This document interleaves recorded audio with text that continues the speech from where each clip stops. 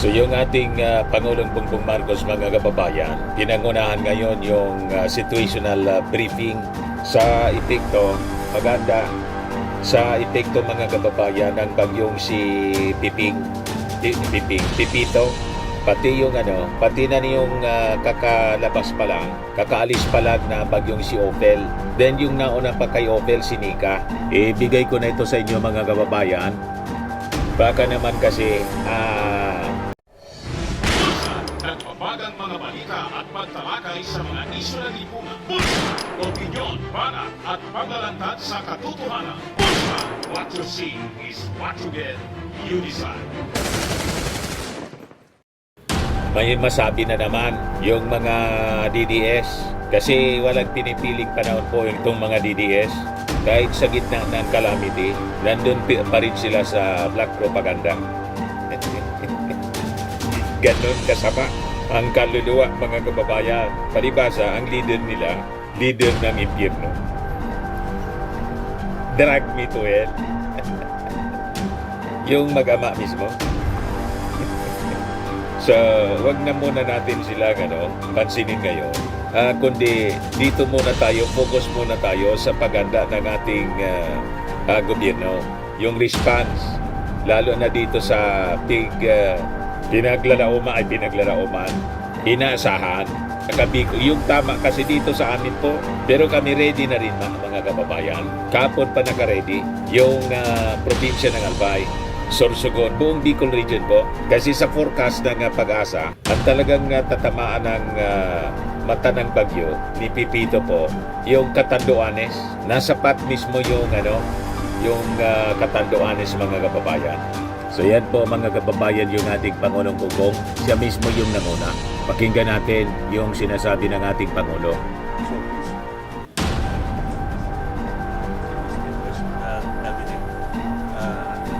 Yes, so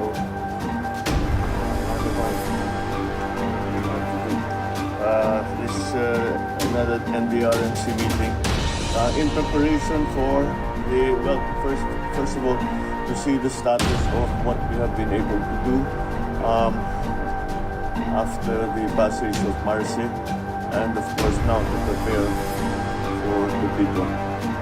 So I think let's hear first from Pag-asa to give us what the situation is concerning the storms. But I know that At itong ating programa, mga kababayan, atid sa inyo nitong ating mga sponsors. Firmax, Firming and Lifting Cream. Pinapay po sa mga pulses in affected area. Mainam po ito sa mga pains at paninigas ng mga kaso-kasuan. Ito sa mukha naman yung application, anti-aging, Automax po siya. Ito ay Glow Zero, mga kababayan. Whitening po siya. Made in South Korea. Ito naman po, Ningxia Red Mixed Fruit Drink. Gawa po siya sa goji berry. May anti-cancer properties po siya. At sa mga naghanap po ng malinis and spacious fitness gym, pumunta lang po kayo sa aming Colossal Fitness Gym. May Grab ka rental din po kami.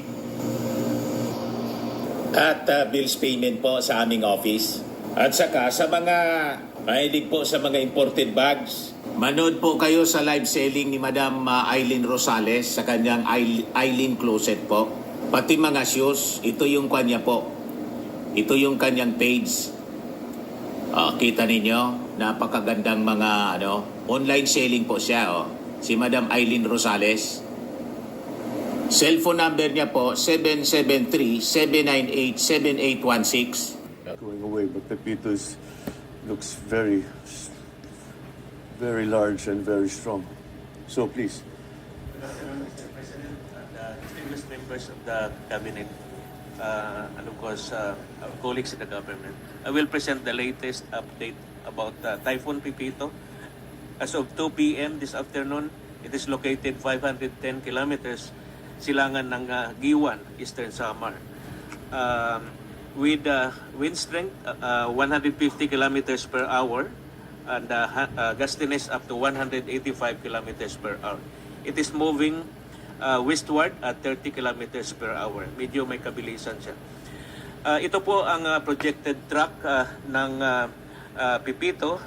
Ito ay inasahan na mag-intensify pa habang ito ay papalapit sa ating kalupaan at maaring aabot ng super typhoon before mag-landfall over Catanduanes bukas ng gabi or Sunday early morning.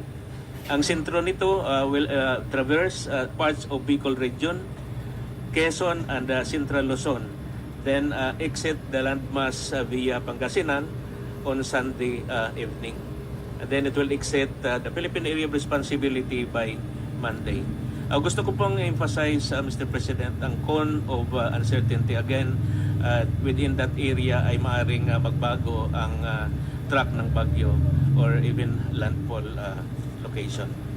Sa ngayon, nakataas na ang storm wind signals sa halos buong Kabikulan, maging ang eastern parts of the Visayas, particular na ang Samar provinces. Ang highest signal ay signal number 2. But of course, inasahan natin na ito ay tataas pa habang papalapit ang bagyong Pepito. Next slide please.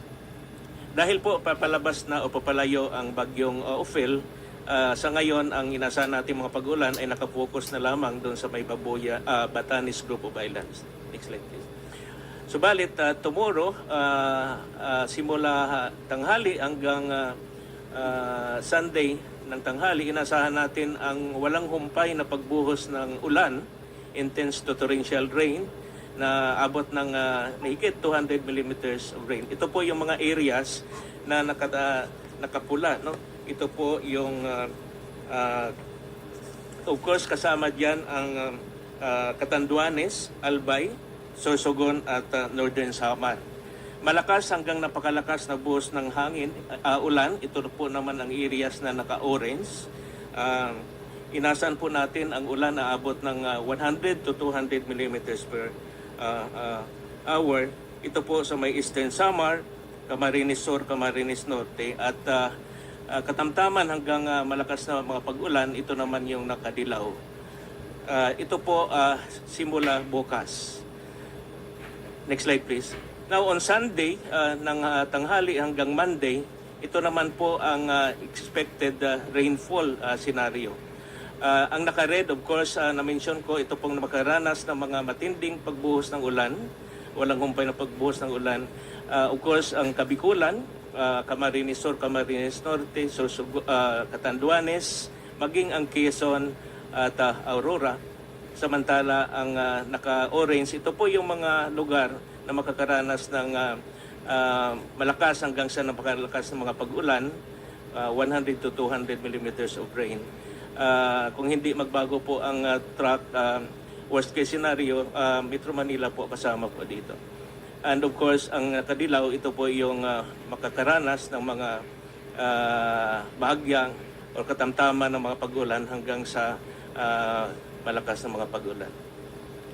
Next slide please. Dahil po mabilis ang pagkilos ng bagyong Pepito at may kalakasan ng kanyang intensity, ito rin po ang ating babantayan, ang storm surge na maaaring umabot ng more than 3 meters. Ito po yung mga dalampasigan na naka-highlight in orange, particular na doon sa Kabikulan kung saan ay inaasahan na doon direktang tatama ang sentro ng bagyong Pepito. Next slide please. Yun lang po ang maikling report ko about the latest about Pepito. Okay, thank you. Well, it's more or less as has been forecast and what we have been seeing sa mga briefing na ginagawa ng Pag-asa. Ito lang, dahil ang track nito, ng Pepito, hindi lang basta tatawid ng Pilipinas, talagang dadaan. From this track that we are looking at, first the first area it will hit will be Eastern Visayas, and then all the way up Bicol to Luzon. Kaya mas malaki ang area na tatamaan nito, and that's why our preparations have to be done accordingly. All right, I think that we have all seen at least a version of these maps that Pag-asa has just gone through with us. Okay, so of course the next thing that we need to do is OCD will give us a run through of what we have been able to do thus far to prepare for Pepito. Good afternoon, Mr. President and members of the Cabinet and colleagues. So next slide, please. So before I go with the preparations for Pepito, I just wanted everyone to be aware of the effects of Christine, Leon, Marce, Nika, and Ophel. All of these tropical cyclones affected the country in 3 weeks or so. And also somewhat made some preemptive evacuation. And if you would look at the map on the right side, you would see in terms of the heat map or severity of the situation, northern Luzon has been affected by several typhoons. And the light blue colors are the ones affected by Christine, Leon, Nika, and Ophel. And the white ones are affected by Christine and Leon. Of these 4 tropical cyclones, it was Christine that made some kind of casualties, 162 dead. But if you would look at Marce, Nika, and Ophel, equally strong tropical cyclones, we have 1 casualty for Marce and 2 missing persons for Nika and Ophel. For Ophel, we haven't had any casualty yet.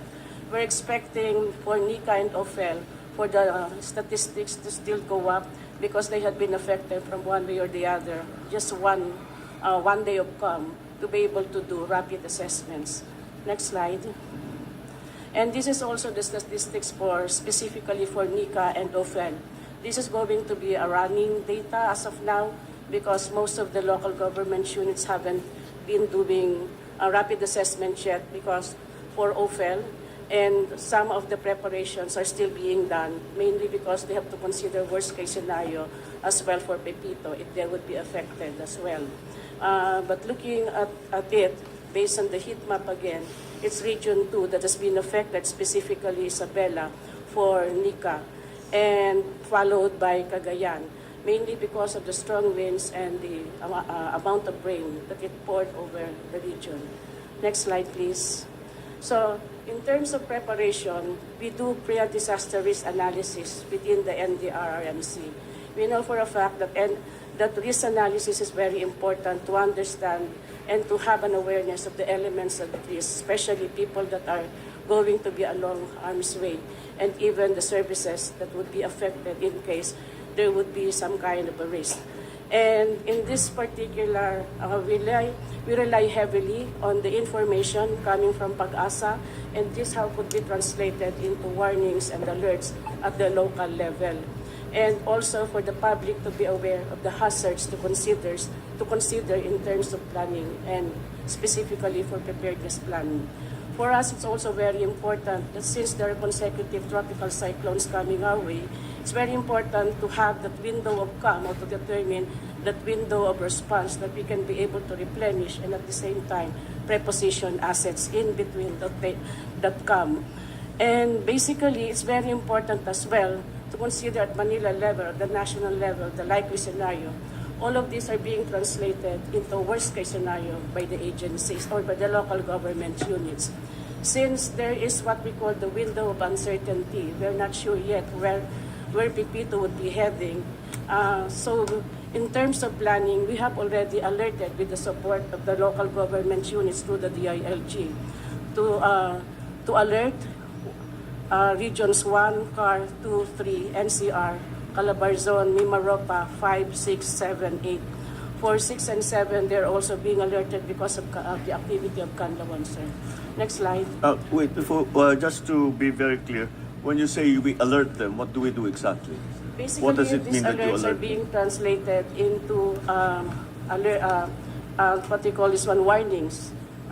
Warnings to the local government units to do preemptive evacuation, inform them of the hazards that are coming their way. For example, who do you alert? The province? The province, the local government, from the province, municipal, and even the barangay level, sir, through the support of the local government units. But OCD sends the warning to the province, yes, I sir. presume. Yes, sir. Okay. That's what we do. All right. We work hand in hand with the DILG. Next slide, please. So basically, all of this from Pag-asa and from the MGB, Mines and Geosciences Bureau of DNR, we overlay the number of people and the barangays that would be affected. All of this are translated into warnings, alerts, and in the same manner, memoranda to the local chief executives. And this is very important, at least for the people to heed the advice from their local chief executives. And at the same time, it's very important for us to understand where would be the elements at risk, so that we can be able to make sure that once the storm passes, we can be able to provide emergency relief assistance for life-saving purposes. And to ensure as well that there would be humanitarian access, so that people would have access to essential services. Next slide. Can you explain this map? Because this storm surge is something that we haven't had to deal with us so far. So that is how far if the storm surge is at 3 meters. Yes. How far inland? Yung pula, is that the It indicator? depends on, I think Pag-asa and MGB would be able to help me with this, but it depends on the slope and it depends naturally, on the yes, but we know the slopes of these areas. So, can you give us some kind of indicator? How far inland, if there is a 3-meter storm surge, how far inland will they reach? Maybe we can have a shaded map so that we can also warn those LGUs that are within the danger area. That there is a possibility of a storm surge. 3 meters, malaki yan. Yeah. If I may, sir, actually MGB had also mentioned to us that as much as possible there would be a minimum of 5-meter easement from the shore. But ideally it should have been 10 meters. 10 meters in easement, so that there would be people not on harm's way for that matter. Actually, there's one thing we learned from Yolanda. Yes, sir. It does not matter the distance from the high water mark. It matters the height above the high water mark. You can move 10 meters, 20 meters, 30 meters, but if it's still on the same level, tatamaan pa rin yan. The key element is that that's why the response in Yolanda was actually mistaken, because we moved back from the high water mark. That's not the test. The test is the height above the storm surge. So if it's at 3 meters, we have to look at the topographical map and see where 3 meters is above the high water mark. Because we have the communities that are within the storm surge areas have to do other things besides just prepare for strong winds and heavy rain. Kasi pagpasok, ibang effect niyan. So people have to we have to get them to the high ground. It's not enough to move them away from the sea. We have to get them to high ground. That's the only thing that we can do when there is a storm surge.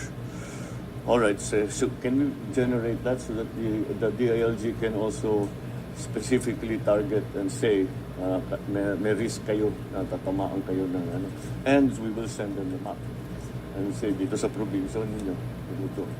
Oh, all right. Okay, so keep going. So can you please return to them? And this particular kind of the main message that we wanted to convey here is for local government actions, local government units to take actions. One is preemptive evacuation. And next slide, please. So basically, these are the generic and at the same time the preparedness actions or the preparations for Pepito that is being recommended for the local government units to hit. So the national and local governments are advised to take advantage of the window of calm, that's one day, between Ophel and Pepito to continue with ongoing response for Marce and Nika and preparation for Pepito for other regions, including the conduct of preemptive evacuation or forced evacuation starting 15 November. and dissemination in the form of alerts and warnings to the public utilizing national and local media platforms, and replenishment and prepositioning of emergency relief supplies for life-saving purposes.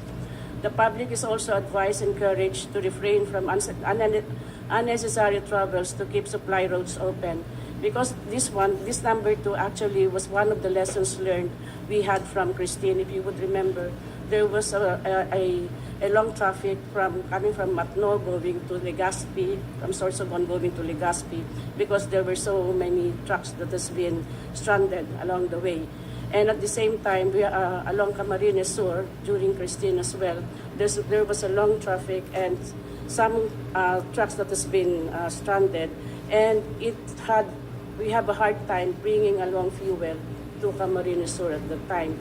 So from now on, I think this is a very good way to be able to advise the public that supply roads have to be open, supply lines have to be open for emergency purposes. LGU, especially those that have been affected by the consecutive tropical cyclones, to identify. So tama yon mga kababayan. Kaya nga dito sa amin, kanina wala nang biyahe po pa Manila. Yung mga buses po, in-stop na yung travel from Legazpi to Manila. Pati yung Matnog, kasi baka maabutan lang sila sa daan, may stranded at masama sila sa baha. Tama yun. Lesson learned dun po sa matinding pagbaha dulot ni Christine. Nakita yun ng Office of the Civil Defense. Yung preemptive evacuation, kahapon pa po ginawa. Lahat sila dito sa amin, nasa mga evacuation centers na po. Diretso natin yung situation briefing. And Julian and other tropical cyclones, there are protracted IDPs already in the evacuation centers, specifically in Mimaropa, those that has been affected by Christine because of the landslide and the floods as well in Bicol region. They're still in the evacuation center, and some of them have lost their houses. But then, and at the same time, if Christine would pass through Region 3, those who had already been displaced would still advised to continue. That means they have, for the local chief executives, they are being advised to identify additional evacuation centers that are sturdy enough to be able to house them. And at the same time, we are calling all local chief executives, especially the governors, mayors, and punong barangays, to implement response preparedness measures. And activation of relevant national and regional coordination platforms, such as the NDRRMC Interagency Coordination Center for ease of coordination and decision-making processes. That's all from our side. Next slide.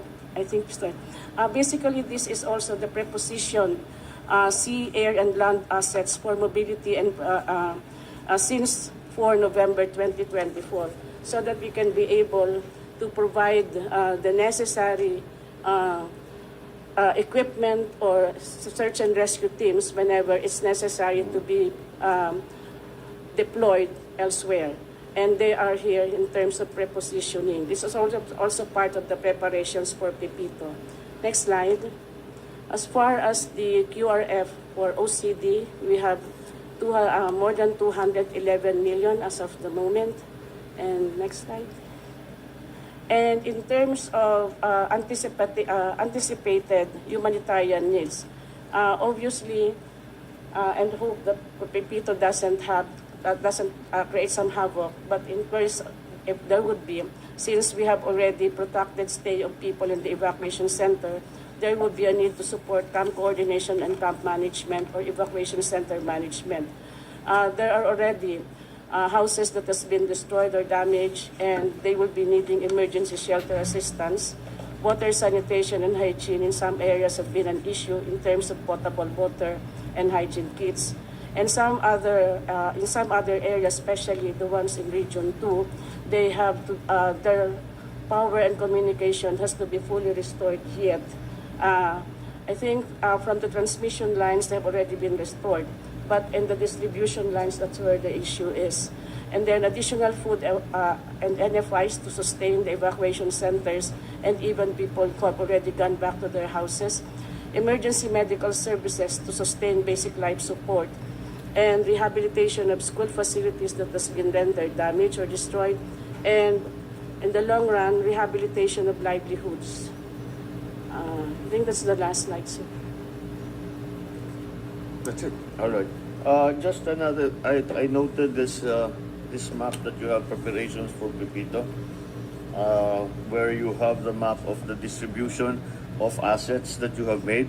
I noticed that, well, first of all, we don't see Region 5 and Region 8.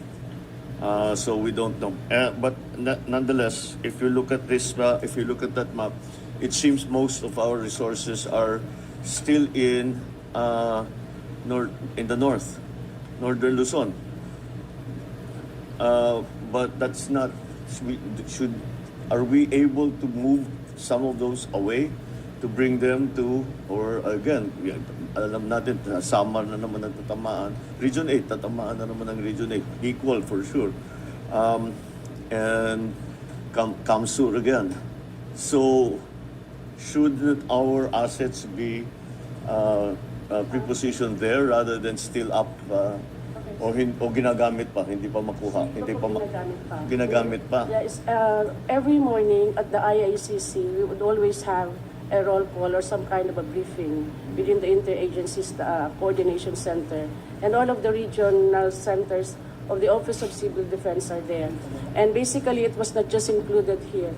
For example, in Region 8, they have already prepositioned, especially in Eastern Samar and Northern Samar, some flood assets, water search and rescue assets already. Even emergency medical teams already been strategically placed. For Region 5, they've already been there since Christine and have been moved. All of these assets somewhat are already prepositioned even before for Marce and even before. So some of them are national assets, or they're just strategically placed in those areas, sir. And if ever necessary, we can also pull out some of the assets in some other regions that are not yet being utilized as of now. But what is very important is some assets have to be strategically placed in some of the regions so that they have at a minimum some readiness to begin with. Mainly because although we haven't seen anything yet for the tropical cyclones, we just have to make sure that there is at a minimum assets for such as this that are prepositioned in any part of the regions. So, in your judgment, our all of these assets we're talking about are mobility assets, heavy equipment, ambulance, fire truck, water truck, vessels, rescue boats, water assets, helicopters. They are distributed as best as they can be to anticipate the coming of Pepito. Yes, sir. Wala kasi sa mapa yung Yes, sir. Region 5 at saka Region 8. We showed you before, sir, in the initial packages. The one you before. sent me, yes. Yeah, the more granular dispositions. Yes. That's replicated throughout the regions. Throughout the already, sir. regions. Yes, sir. Just for brevity's sake, we did not show it. The list is on the... Yes, I see that, pero the locations is not shown. And again, Region 8, because malapit na yan. As it is clearly, it will be there first. The rain will be felt first in Region 8, and then 5, and then depending on the track, tatawid na ng Luzon. So that's the presentation ng OCD. So far, yung mga flood assets, mga kababayan, and rescue assets, nakaposisyon na po, pre-positioned na sa mga areas na kailangan po. Identified na po nila. Ngayon, dito tayo sa relief, yung presentation ng DSWD. Pakinggan natin yung presentation, mga kababayan, ni Secretary Gatchalian. 3 slides, if you can pull up the 3 slides. Mr. President, just like what the OCD people did, we contextualize it in the point of view of starting with Christine. just for everybody's information, Mr. President, October 19, our national stockpile of family food packs stood at close to 2.1 million. Now, right after Christine and Leon, that number dropped to 1.3 million nationwide. Now, these numbers, Mr. President, are not static because while we do pre-position, we also produce in our warehouse simultaneous. So, for the total 5 storms, Christine, Leon, Marce, Nika, Ophel, we released a total of 1.6 million. So theoretically, if the number was static, ang matitira na lang sa atin, 2 million less 1.6, dapat nasa 400 na lang. But it doesn't work that way because every day we produce. From out of our repacking center in Pasay, then we opened another center in Central Luzon, and then one in Visayas is running that supplied Bicol, actually. Now, Mr. President, again, we are now in the stage where we pre-position, we produce, we dispatch, all at the same time. We produce and respond at the same time, in short. Next slide. Now, Mr. President, we tried to ascertain saan dadaan si Pepito, and these are the areas where we reinforce the pre-positioning. So, for Region 1, we were back to its original strength of 91,000 pre-positioned family food packs. Region 2 is only at 18,000 because nagre-release pa rin sila up to now. That whole operation will end for Ophel by Sunday pa, Mr. President. Because as we speak right now, we're still getting a lot of requests for augmentation from local government units. So what's happening is we send, they release, we send, release. By Sunday, bookend na ho kami for Ophel sa region, for the storm Ophel. Region 3 is at 56. This used to be at 300,000 because as I mentioned, we're repacking there and deploying to the regions. Now, CAR is at close to its maximum capacity at 652,000. Calabarzon, Mr. President, we focused on Quezon at 30,000. This one we're not worried, Mr. President, because meron pa siyang ibang peripheral warehouses outside that Quezon area. And then Region 5, we brought it back to 98,000. Ideally, it should have been at 150. But Mr. President, meron pa rin kaming sinasagot na early recovery for Christine that hasn't stopped yet.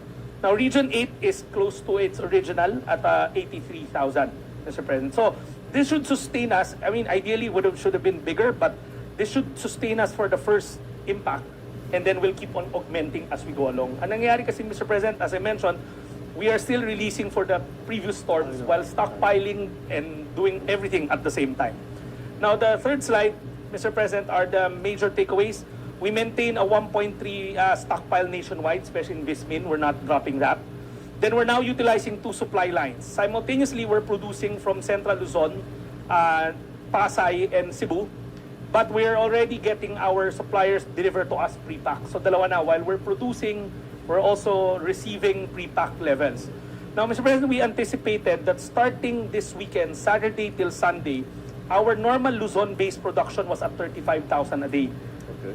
Next week, we'll hit 85,000. It won't drop at 50,000 kasi we're expecting Pepito to be really bad. So that's why sinabay-sabay namin lahat for next week. So our Luzon-based production or stockpile will be at any given time 50,000 a day, sometimes pa 85,000. Now, from November 13 to December 7, we would have produced close to 1 million family food packs on top of the 1.3.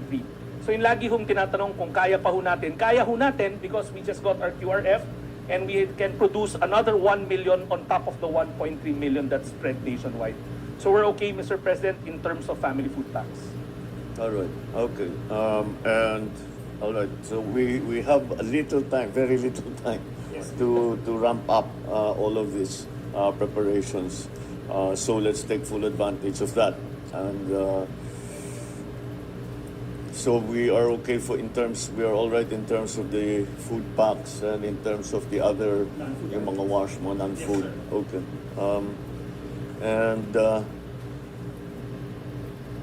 Well, okay, all right.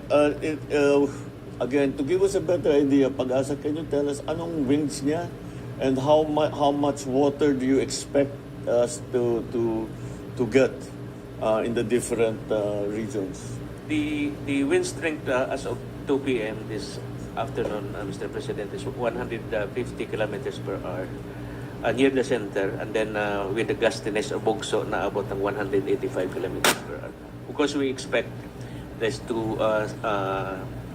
strengthen as the Pepito move closer to Eastern Visayas and Bicol regions. Rainfall, of course, kanina po, up to 200, greater than 200 millimeters of rain, particularly in Catanduanes. For 2 days, ito po yung makara-receive talaga ng malakas mga pag-ulan. And then on Sunday afternoon to Monday afternoon, Camarines Sur, Camarines Norte, and Quezon.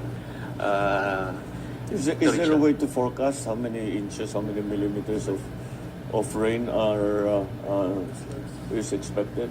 Yes, there is a corresponding millimeters of rain, and of course the expected impacts on the ground, on the rainfall freeze.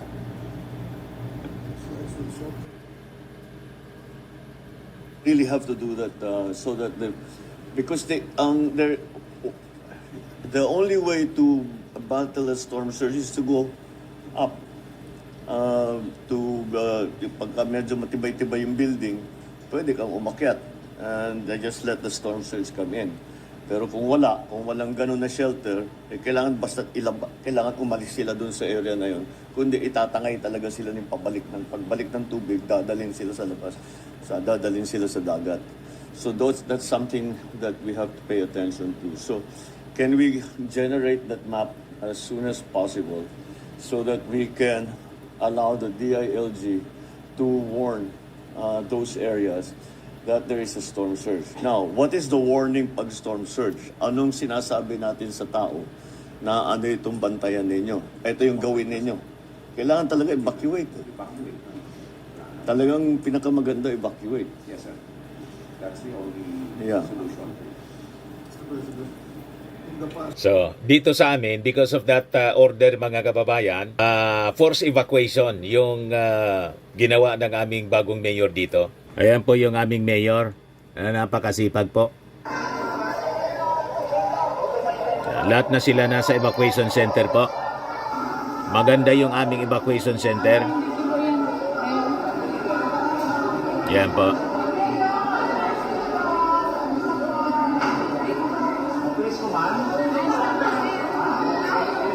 Nasa inspection siya.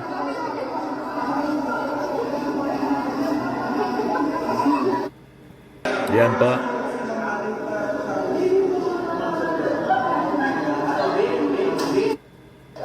Yan o. Sa kwan nito mga kababayan, sa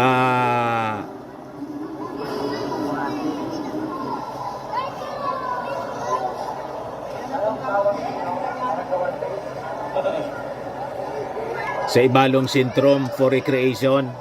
Diyan ginawa mga kababayan yung pinunta ng ating Pangulong Bongbong.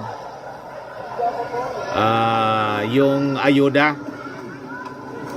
for farmers, fisher folks and families, presidential assistance, dito ginawa po. Yung kinover po natin. So ginawa muna siyang evacuation para sa mga residenteng peligroso, mababa yung lugar nila, pwedeng mabaha. Yan ang kalagayan nila po. Fully air conditioned naman po siya. Kaya malamig dyan. Very safe sila, mga kababayan. Kasi, in-implement din dito, mga kababayan, ng aming mayor, yung no rescue policy. Kaya lahat dapat yung mga nasa peligrosong lugar talagang sinundo na mismo ng mga trucks. Forced evacuation po. Kasi ayaw din ng aming mayor na malagay sa panganib po yung ating mga rescuers kasi hindi man po sila mga Superman. Lahat dapat ng mga peligrosong lugar, yung mga residentes na mahina yung bahay, pwedeng magiba po easily. Dahil sa lakas ng hangin, inalis na po sila lahat sa kanilang mga bahay because of our zero casualty goal. Ganon dito po, preemptive evacuation, forced evacuation po. Ayan na sila, mga kababayan, sa mga safe na lugar. Matataas, hindi binabaha, at malakas yung mga buildings. So hindi pwedeng ilipad yung bubong. Ayan na po. Partial evacuation report kanina to. 5 hours ago. Ayan. 137,656 individuals. Legazpi partial evacuation report. Yan po yung aming mayor. Yan siya mga kababayan.